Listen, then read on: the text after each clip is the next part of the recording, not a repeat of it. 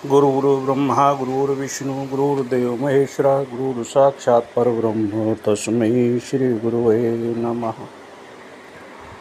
मानवता मानवता मानव प्राणी का एक ऐसा शब्द है जिसे बहुत से लोगों ने चरितार्थ किया है, परिभाषित किया है, परंतु उस गहराई में उतरकर इस मानवता शब्द को उन्होंने चरितार्थ करने का प्रयास नहीं किया है। मानवता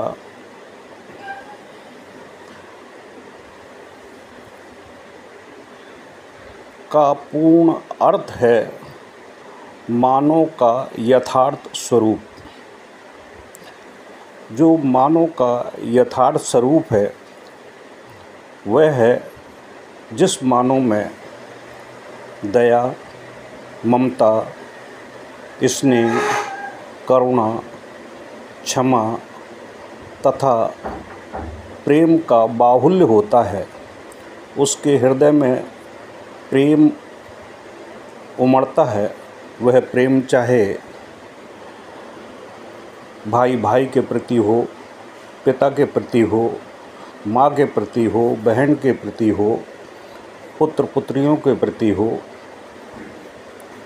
चाहे वह मूक प्राणियों, पशु पक्षी और प्रकृति से प्रेम करने की जिज्ञासा हो और उनसे प्रेम करता हो, क्योंकि वनस्पति में भी प्राण तत्व होते हैं। वह मानव की प्रेम की भाषा समझते हैं। जिस प्रकार मूक प्राणी बैल, बकरी, कुत्ता, बिल्ली इत्यादि जानवर मनुष्य की भाषा और उसके संकेतों को समझ लेते हैं, उनके प्यार भरे शब्दों को समझ लेते हैं, उनके क्रोध के स्वरूप को समझ जाते हैं। इसी प्रकार से जो मानवता है, मानवता में दूसरा स्वरूप भी आता है, वह है क्रूरता का, जिसे अमानवता बोलते हैं। यह क्रूरता है, घृणा है, क्रोध है और इस क्रोध में छल है, कपट है, धूर्तता है और इन्हीं के अंतर्गत वह फिर चोरी, बलात्कार और लड़ाई झगड़ा, अहिंसा इत्यादि ये मानवता का दूसरा प्रतिरूप है। यदि मानवता को सही ढंग से मानव अंगीभूत कर लेता है, वह सही मायने में प्रकृति की सेवा करता है। और जो मनुष्य या मानव क्रूरता को अपनाता है, छल, कपट, धूर्तता, व्यभिचार, चोरी, डकैती, हत्या, बलात्कार इत्यादि को अपनाता है, यह अमानवीय गुण है। अब दोनों में जो अंतर है वह छोटा सा अंतर है। वह छोटा सा अंतर यह है कि जिस समय बालक का जन्म होता है तो उसे जो संस्कार दिए जाते हैं उसके परिप्रेक्ष्य में जो भी आता है उनके आचरण, उनके गुण, धर्म, व्यवहारिकता वह स्वीकारोक्त करता है। और यही स्वीकार्यता जो है वह उसके मन, मस्तिष्क, विचार, चिंतन, बुद्धि, विवेक में प्रवेश करके उसको उसके अनुरूप चलने के लिए बुद्धि बाध्य कर देती है। जब बुद्धि बाध्य कर देती है तो विवेक शून्य हो जाता है, जो निर्णायक शक्ति है वो शून्य हो जाती है। बुराई का अगर आचरण अपने जीवन में ले लिया तो वह उस दलदल में अगर एक पैर उसने फंसा दिया तो दूसरा पैर फंसाने पर उसे विवश होना पड़ता है। जब दूसरा पैर फंसा निकालने की कोशिश करता है तो वह और दलदल में फंस जाता है, और इसी प्रकार से वह इतने दलदल में फंस जाता है कि उसका पूरा शरीर उस दलदल में लिप्त हो जाता है। फिर वह निकलने की कोशिश करता है, हाथ पैर फड़फड़ाता है, लेकिन निकल नहीं पाता है, और अंत में दुर्दांत स्थिति में उसकी मृत्यु हो जाती है। यही स्थिति आपने देखा होगा, छल, कपट, धूर्तता, व्यभिचार, बलात्कार, हत्या, चोरी इत्यादि जो कार्य करने वाले हैं उनका जो परिणाम अंत है वह यही दलदल का परिणाम है। और जो सही माने में साधक है, साधु है, संत है, उसके अंदर मानव के प्रति, प्रकृति के प्रति, पशु पक्षी इत्यादि के प्रति दया, ममता, स्नेह, करुणा, क्षमा तथा एक प्रेम की एक प्यारी सी सुगंधित लहर उसको आंदोलित करती है, जिसमें वह प्यार में बंध कर, प्रेम में बंध कर वह सबको अपनी ओर मोहित कर लेता है। यह जो मानवीय गुण मानव प्राणी में होते हैं वही सही माने में साधक, संत और महात्मा और सही उपदेशक होकर गुरु का रूप धारण कर लेते हैं। गुरु ज्ञान की वह पूंजी है जो साधक को गलत रास्ते से या मानव प्राणी को गलत रास्ते से निकालकर प्रभु के श्री चरणों में निमग्न होने की प्रक्रिया का ज्ञान प्रदान करता है। वह अपने परिवार में प्रेम की एक ऐसी बागडोर से पूरे परिवार को बांधता है, समाज को बांधता है, प्रकृति को अपने अनुरूप कर लेता है, जिससे प्रकृति उसकी पूर्ण सहायक हो जाती है, परिवार पूर्ण सहायक हो जाता है। अगाध प्रेम में डूबकर वह उन सुख, समृद्धि, ऐश्वर्य, वैभव को भोगता है, और उस ऐश्वर्य, वैभव को भोगने में उसे आनंद की सुखानुभूति होती है। और जहाँ काम, क्रोध, लोभ, मोह, अहंकार है, वहाँ धन की बाहुलता होने के बावजूद भी, जहाँ हत्याओं के माध्यम से धन अर्जित करते हैं, बलात्कारों के माध्यम से धन अर्जित करते हैं, चोरी के माध्यम से धन अर्जित करते हैं, समाज में अनैतिक कार्य, असंवैधानिक कार्य करने से जो धन अर्जित करते हैं, उनको भौतिक सुख तो प्राप्त होता है, परंतु वह आनंद की अनुभूति से लाखों करोड़ों मील दूर होते हैं।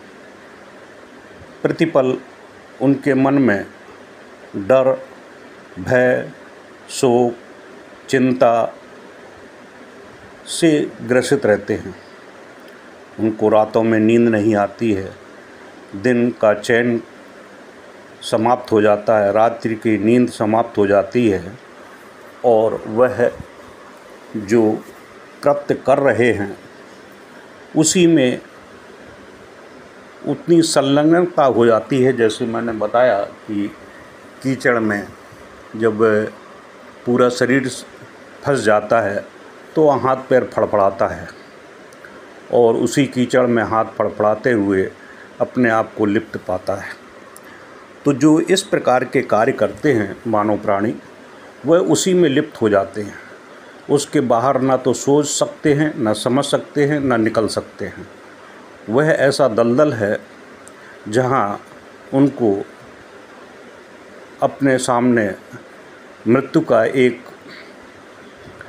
भय तो नज़र आता है, लेकिन उस भय को अंगीकार करते हुए कि एक दिन मुझे इसी में मृत्यु प्राप्त होगी और उसी को लेकर वह अपना जीवन यापन करके और एक समय दुर्दांत स्थिति में अपने शरीर को छोड़ता है।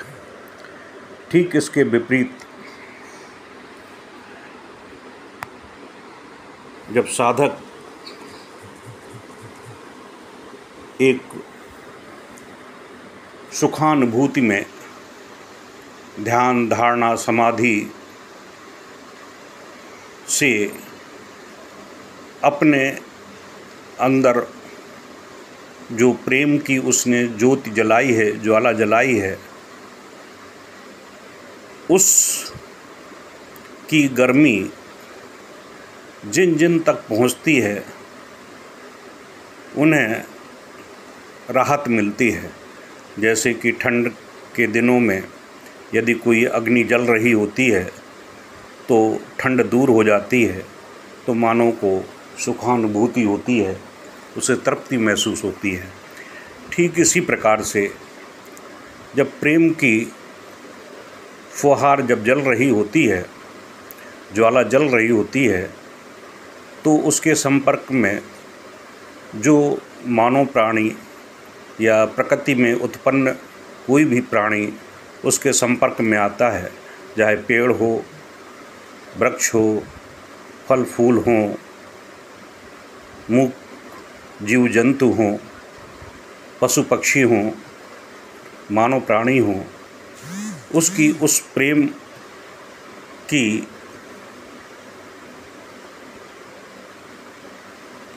आबद्धन की प्रक्रिया में आबद्ध होकर उसके ही गुणगान और उसके अनुरूप और उसको सुखानुभूति और उस प्रकृति पूर्ण रूप से उसकी सहायता करती है। इसी को सिद्ध पुरुष बोलते हैं। ऐसे ही पुरुष की जब पूर्ण कुंडली जागृत हो जाती है तो वह अष्ट सिद्धि नौ निधि का मालिक बन जाता है। अणिमा, गरिमा, लघिमा, वशिष्ठ, ईश्वत जो सिद्धियां हैं वह उसके अंगीभूत हो जाती हैं, क्योंकि वह मानव प्राणी सब कुछ करने में सक्षम हो जाता है। वह कहीं भी उपस्थित हो सकता है, किसी का कार्य कर सकता है, किसी के दिल में उतर सकता है, किसी के दुख दर्द को दूर कर सकता है, किसी की बीमारी को दूर कर सकता है, किसी की इच्छाओं की पूर्ति कर सकता है, किसी के दर्द को समाप्त कर उसके हृदय में आनंद और सुखानुभूति पैदा कर सकता है। वह प्रकृति से मिलकर असंभव से असंभव कार्य को संभव बनाने की प्रक्रिया में सिद्धस्त हो जाता है। ऐसा ही मानव प्राणी सिद्ध पुरुष कहलाता है, उसे गुरु की उपाधि प्राप्त होती है और वह गुरु जहाँ सभी देवी देवताओं का उसे सानिध्य प्राप्त होता है, सभी देवी देवता उसकी अनुमति प्राप्त करने के लिए या उसकी सहायता करने के लिए, क्योंकि जितने भी देवी देवता हैं वो प्रकृति से बंधे हुए हैं। प्रकृति के संचरण प्रक्रिया में पालन यानी सृष्टि, पालन, संहारक तीनों में सहायक होते हैं। और जितने भी देवी देवता हैं, जब एक मानव प्राणी उन प्रक्रियाओं में पूर्ण संलग्नता स्थापित कर लेता है तो जितने भी देवी देवता होते हैं उसकी सहायता करने के लिए तत्पर हो जाते हैं, क्योंकि वह एक मानव नहीं, महामानव के रूप में अपने आप को प्रदर्शित करता है। ऊपर से सौम्य सरल, कोई दिखावा नहीं, कोई प्रदर्शन नहीं, कोई कुछ नहीं, लेकिन उसकी वाणी में इतना ओज, इतना तेजस होता है कि उसके एक एक शब्द दिल को छू जाते हैं। दिल को छूने के बाद में मन मस्तिष्क में इस प्रकार से प्रहार करते हैं जैसे कि एक सुनार लोहे को, सोने को पीट पीट कर एक उत्तम हार, उत्तम मुकुट बना देता है। कुम्हार मिट्टी को कूट कूट कर उत्तम प्रकार का एक पात्र बना देता है। ठीक इसी प्रकार से इस महामानव के शब्द जब किसी के कानों में पड़ते हैं तो वो प्रहार के रूप में कार्य करते हुए उसके जीवन को संभाल देते हैं और उसे जीवन में पूर्णत्व की एक अनुभूति होती है, सुखानुभूति होती है। उसे अपने अंदर के ईश्वरत्व को पहचानने का एक मौका मिलता है। वह एक मौका ऐसा होता है कि जो प्राणी अपने आप को यह महसूस करता था कि मैं एक साधारण मनुष्य हूँ, लेकिन जब वह प्रकृति के साथ में मानवता, पूर्णता के साथ में मानव प्राणी का अपने आप को इन्वॉल्व कर ऐसा देता शब्द है जिसे विसर्जित कर देता है और बहुत से लोगों ने उस विसर्जन क्रिया में सारी प्रकृति उसके शरीर में समाहित हो जाती है। तो अहम ब्रह्मास्मि द्वितीयो नास्ति का जो गहराई में शब्द है वो चरितार्थ होने लगता इस है। मानवता शब्द वह को साधक, वह गुरु उन्होंने चरितार्थ करने का इस प्रकृति में प्रयास नहीं किया। पूर्णता व्याप्त हो जाता है और प्रकृति उसमें व्याप्त हो जाती है। इसीलिए जो सक्षम गुरु है का वह कहीं भी अर्थ है किसी भी जगह मानव का अपने शिष्य पर यथार्थ पूर्ण स्वरूप, कृपा दृष्टि जो मानव रखते का हुए यथार्थ उसे स्वरूप है, सद्मार्ग पर लाने के लिए वह है तत्पर रहता है। जिस मानव में बशर्ते उसके तार दया, उसके ममता, साथ में जुड़े हुए होना स्नेह, चाहिए। करुणा, यदि क्षमा उसके तार पूर्णता के साथ तथा में प्रेम गुरु का के बाहुल्य तारों से होता जुड़े है, हुए हैं उसके तो हृदय में प्रेम उसको अवश्य ही लाभ प्राप्त होगा। उमड़ता है। वह प्रेम चाहे भाई भाई के प्रति हो, पिता के प्रति हो, माँ के प्रति हो, बहन के प्रति हो, पुत्र पुत्रियों के प्रति हो, चाहे वह मूक प्राणियों, पशु पक्षी और प्रकृति से प्रेम करने की जिज्ञासा हो और उनसे प्रेम करता हो, क्योंकि वनस्पति में भी प्राण तत्व होते हैं वह मानव की प्रेम की भाषा समझते हैं। जिस प्रकार मूक प्राणी बैल, बकरी, कुत्ता, बिल्ली इत्यादि जानवर मनुष्य की भाषा और उसके संकेतों को समझ लेते हैं, उनके प्यार भरे शब्दों को समझ लेते हैं, उनके क्रोध के स्वरूप को समझ जाते हैं, इसी प्रकार से जो मानवता है, मानवता में दूसरा स्वरूप भी आता है, वह है क्रूरता का, जिसे अमानवता बोलते हैं। यह क्रूरता है, घृणा है, क्रोध है, और इस क्रोध में छल है, कपट है, धूर्तता है, और इन्हीं के अंतर्गत वह फिर चोरी, बलात्कार और लड़ाई झगड़ा, अहिंसा इत्यादि ये मानवता का दूसरा प्रतिरूप है। यदि मानवता को सही ढंग से मानव अंगीभूत कर लेता है, वह सही मायने में प्रकृति की सेवा करता है। और जो मनुष्य या मानव क्रूरता को अपनाता है, छल, कपट, धूर्तता, व्यभिचार, चोरी, डकैती, हत्या, बलात्कार इत्यादि को अपनाता है, यह अमानवीय गुण हैं।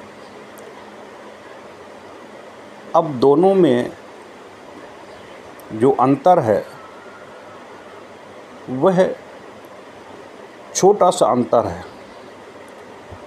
वह छोटा सा अंतर यह है कि जिस समय बालक का जन्म होता है तो उसे जो संस्कार दिए जाते हैं, उसके परिप्रेक्ष्य में जो भी आता है, उनके आचरण, उनके गुण, धर्म, व्यवहारिकता वह स्वीकारोक्त करता है। और यही स्वीकार्यता जो है वह उसके मन, मस्तिष्क, विचार, चिंतन, बुद्धि, विवेक में प्रवेश करके उसको उसके अनुरूप चलने के लिए बुद्धि बाध्य कर देती है। जब बुद्धि बाध्य कर देती है तो विवेक शून्य हो जाता है, जो निर्णायक शक्ति है वो शून्य हो जाती है। बुराई का अगर आचरण अपने जीवन में ले लिया तो वह उस दलदल में अगर एक पैर उसने फंसा दिया तो दूसरा पैर फंसाने पर उसे विवश होना पड़ता है। जब दूसरा पैर फंसा निकालने की कोशिश करता है तो वह और दलदल में फंस जाता है, और इसी प्रकार से वह इतने दलदल में फंस जाता है कि उसका पूरा शरीर उस दलदल में लिप्त हो जाता है। फिर वह निकलने की कोशिश करता है, हाथ पैर फड़फड़ाता है, लेकिन निकल नहीं पाता है, और अंत में दुर्दांत स्थिति में उसकी मृत्यु हो जाती है। यही स्थिति आपने देखा होगा, छल, कपट, धूर्तता, व्यभिचार, बलात्कार, हत्या, चोरी इत्यादि जो कार्य करने वाले हैं, उनका जो परिणाम अंत है वह यही दलदल का परिणाम है। और जो सही माने में साधक है, साधु है, संत है, उसके अंदर मानव के प्रति, प्रकृति के प्रति पशु पक्षी इत्यादि के प्रति दया, ममता, स्नेह, करुणा, क्षमा तथा एक प्रेम की एक प्यारी सी सुगंधित लहर उसको आंदोलित करती है, जिसमें वह प्यार में बंध कर, प्रेम में बंध कर वह सबको अपनी ओर मोहित कर लेता है। यह जो मानवीय गुण मानव प्राणी में होते हैं, वही सही माने में साधक, संत और महात्मा और सही उपदेशक होकर गुरु का रूप धारण कर लेते हैं। गुरु ज्ञान की वह पूंजी है जो साधक को गलत रास्ते से या मानव प्राणी को गलत रास्ते से निकाल कर प्रभु के श्री चरणों में निमग्न होने की प्रक्रिया का ज्ञान प्रदान करता है। वह अपने परिवार में प्रेम की एक ऐसी बागडोर से पूरे परिवार को बांधता है, समाज को बांधता है, प्रकृति को अपने अनुरूप कर लेता है, जिससे प्रकृति उसकी पूर्ण सहायक हो जाती है, परिवार पूर्ण सहायक हो जाता है। अगाध प्रेम में डूबकर वह उन सुख, समृद्धि, ऐश्वर्य, वैभव को भोगता है और उस ऐश्वर्य, वैभव को भोगने में उसे आनंद की सुखानुभूति होती है। और जहाँ काम, क्रोध, लोभ, मोह, अहंकार है, वहाँ धन की बाहुलता होने के बावजूद भी,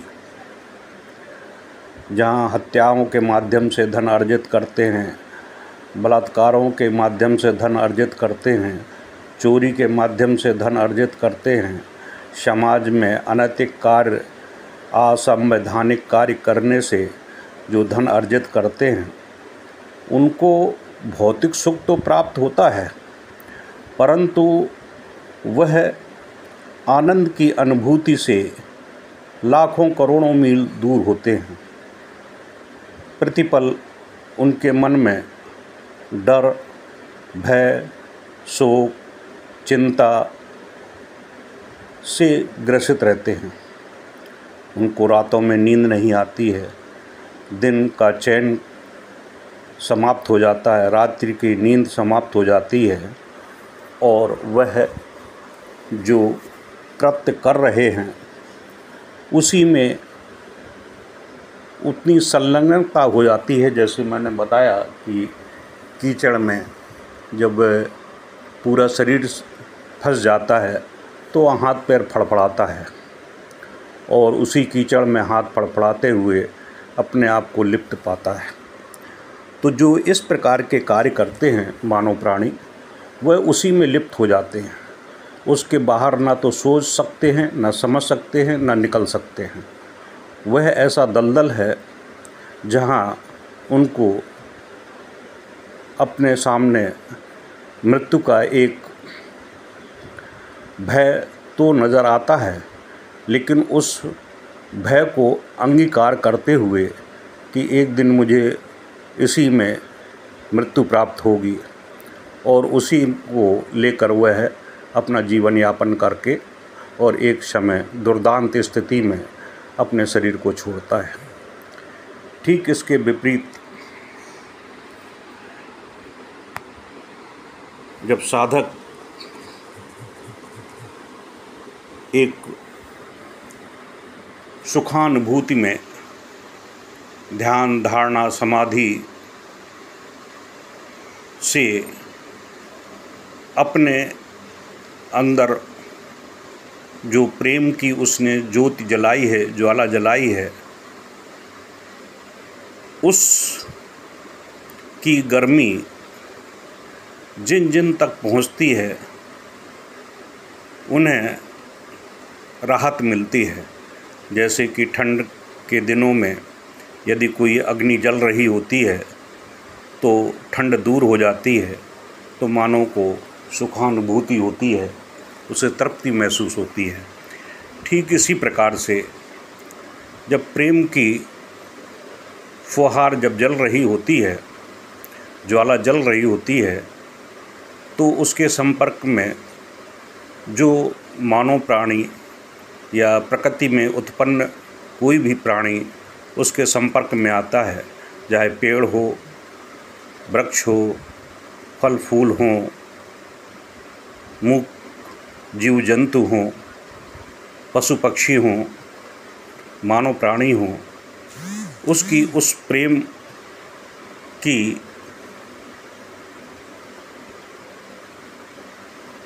आबद्धन की प्रक्रिया में आबद्ध होकर उसके ही गुणगान और उसके अनुरूप और उसको सुखानुभूति और उस प्रकृति पूर्ण रूप से उसकी सहायता करती है। इसी को सिद्ध पुरुष बोलते हैं। ऐसे ही पुरुष की जब पूर्ण कुंडली जागृत हो जाती है तो वह अष्ट सिद्धि नौ निधि का मालिक बन जाता है। अणिमा, गरिमा, लघिमा, वशिष्ठ, ईश्वत जो सिद्धियां हैं वह उसके अंगीभूत हो जाती हैं, क्योंकि वह मानव प्राणी सब कुछ करने में सक्षम हो जाता है। वह कहीं भी उपस्थित हो सकता है, किसी का कार्य कर सकता है, किसी के दिल में उतर सकता है, किसी के दुख दर्द को दूर कर सकता है, किसी की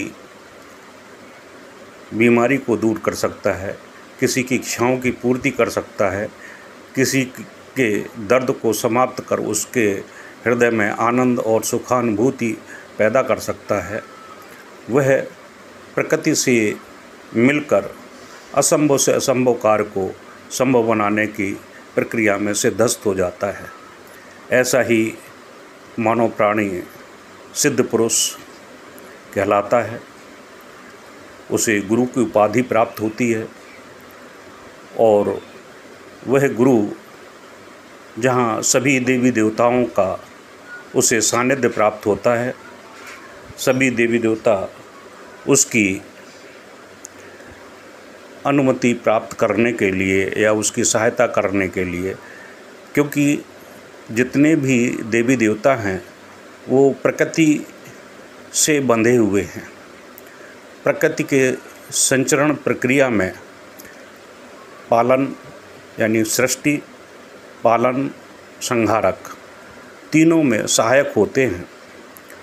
और जितने भी देवी देवता हैं, जब एक मानव प्राणी उन प्रक्रियाओं में पूर्ण संलग्नता स्थापित कर लेता है तो जितने भी देवी देवता होते हैं उसकी सहायता करने के लिए तत्पर हो जाते हैं, क्योंकि वह एक मानव नहीं, महामानव के रूप में अपने आप को प्रदर्शित करता है। ऊपर से सौम्य सरल, कोई दिखावा नहीं, कोई प्रदर्शन नहीं, कोई कुछ नहीं, लेकिन उसकी वाणी में इतना ओज, इतना तेजस होता है कि उसके एक एक शब्द दिल को छू जाते हैं। दिल को छूने के बाद में मन मस्तिष्क में इस प्रकार से प्रहार करते हैं जैसे कि एक सुनार लोहे को, सोने को पीट पीट कर एक उत्तम हार, उत्तम मुकुट बना देता है। कुम्हार मिट्टी को कूट कूट कर उत्तम प्रकार का एक पात्र बना देता है। ठीक इसी प्रकार से इस महामानव के शब्द जब किसी के कानों में पड़ते हैं तो वो प्रहार के रूप में कार्य करते हुए उसके जीवन को संवार देते हैं और उसे जीवन में पूर्णत्व की एक अनुभूति होती है, सुखानुभूति होती है। उसे अपने अंदर के ईश्वरत्व को पहचानने का एक मौका मिलता है। वह एक मौका ऐसा होता है कि जो प्राणी अपने आप को यह महसूस करता था कि मैं एक साधारण मनुष्य हूँ, लेकिन जब वह प्रकृति के साथ में पूर्णता के साथ में अपने आप को इन्वॉल्व कर देता है, विसर्जित कर देता है और उस विसर्जन क्रिया में सारी प्रकृति उसके शरीर में समाहित हो जाती है, तो अहम ब्रह्मास्मि द्वितीयो नास्ति का जो शब्द है वो चरितार्थ होने लगता है। वह साधक, वह गुरु इस प्रकृति में पूर्णता व्याप्त हो जाता है और प्रकृति उसमें व्याप्त हो जाती है। इसीलिए जो सक्षम गुरु है वह कहीं भी किसी भी जगह अपने शिष्य पर पूर्ण कृपा दृष्टि रखते हुए उसे सद्मार्ग पर लाने के लिए तत्पर रहता है, बशर्ते उसके तार उसके साथ में जुड़े हुए होना चाहिए। यदि उसके तार पूर्णता के साथ में गुरु के तारों से जुड़े हुए हैं तो उसको अवश्य लाभ प्राप्त होगा।